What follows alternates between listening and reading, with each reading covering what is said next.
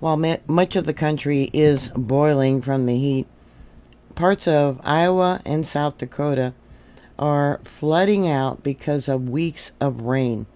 In Iowa, some towns have been evacuated. In South Dakota, they're asking people not to use water because the sewage system is overwhelmed. Hi everyone, I'm Mary with MaryGreeley News. Thank you very much for joining me.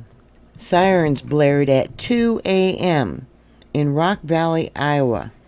Population 4,200 people, where people were told to get out of their homes because the Rock River could no longer take any more rain that has slammed the region. The city is lacking running water because the wells were unusable. State helicopter and boats were trying to reach stranded residents.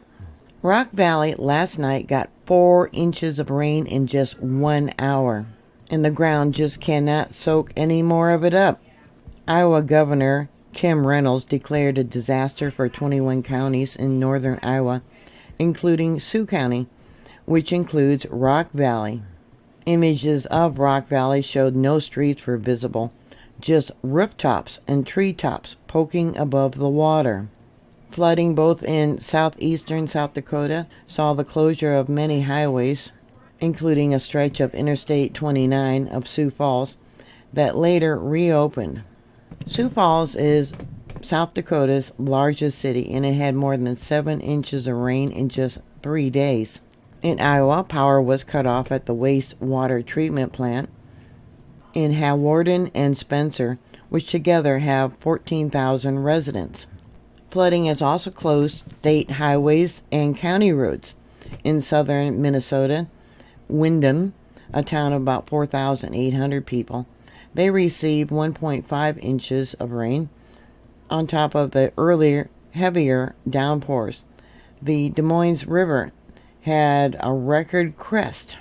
In Sioux Falls, South Dakota, homes, basement, city parks, streets, highway, even parts of the interstate were inundated with water on Friday, yesterday, after hours of rainfall left much of North Dakota viewing area flooded. Intersections and businesses in southwest Sioux Falls were filled with water. Yeah, they ended up having to close. There was also a no travel advisory that went into effect on all state highway sections in southeastern South Dakota affected by the flooding. The South Dakota Department of Transportation said a majority of the state and local routes are currently impassable due to standing or flowing water across the roadways. Many of the major streams and river elevations will continue to rise and are not anticipated to peak until this weekend or later. More rain is on the way. For South Dakota, Governor Kristi Noem signed an emergency declaration because of the heavy rainfall and flooding. Today, Saturday, June 22nd, Governor Kristi Noem signed the emergency executive order. The governor's office said that state agencies have already been responding, and they will continue helping local governments throughout the time of the emergency.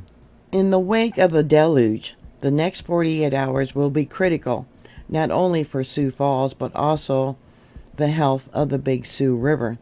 Mayor Paul Ten Hawkins signed an executive order to issue an emergency declaration today, after days of persistent precipitation inundated the city, along with southeastern South Dakota as a whole, with significant amounts of rain. This will allow the city to skip the bidding process, to hire contractors, and procure equipment to move quickly to respond to the flooding situation. At 7 a.m. this morning, the city's retention ponds, used specifically in flood events, were all at capacity. The city's wastewater system is undergoing its most strain ever, and the mayor urged residents to limit water use as the city's wastewater system undergoes this event. We have thousands of people depending on this system, Ten Hawkins said. We need people to limit their wastewater use right now, and that means limiting doing loads of laundry. If you can avoid taking a shower today, that will be great. At 10:30 a.m. this morning, the city's director of public works told reporters that Sioux Falls wastewater treatment plant ran out of storage for excess wastewater in the system. As a result, plant operators were forced to discharge untreated wastewater into the Big Sioux River as of 7:15 a.m. today. Currently, they were receiving about 4 times the normal amount of water the plant typically sees. A significant amount of excess water is compromised by the rainwater and groundwater, he said.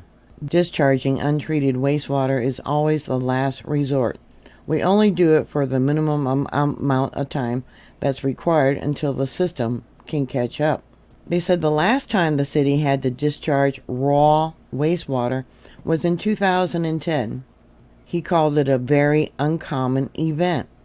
The flooding also has given rise to rescue events, City Emergency Management Director told reporters. Since Friday morning, he said that there's been 9 water rescues in Sioux Falls and Minnehaha County, all of which were successful. In the same region, he said that there had been 5 calls for stranded motorists, 30 for vehicles stalled in water, 10 regarding water problems, and 75 traffic accidents. These people keep going around barriers, actually removing barriers and going through flooded waters. Nebraska's governor has been helping out. He deployed helicopters and crews to the flood-affected areas in Iowa. Governor Jim Pillen has authorized the use of military helicopters and crews to assist with search and rescue in and around Sioux City and in the northwestern areas of Iowa, according to the governor's office. 4 members of the Nebraska National Guard departed Saturday afternoon and will immediately start operations through which will last until Monday, June 24th. The crew of the UH-60 Black Hawk helicopter will provide communities with relief. Iowa National Guard members are currently involved with search and rescue operations.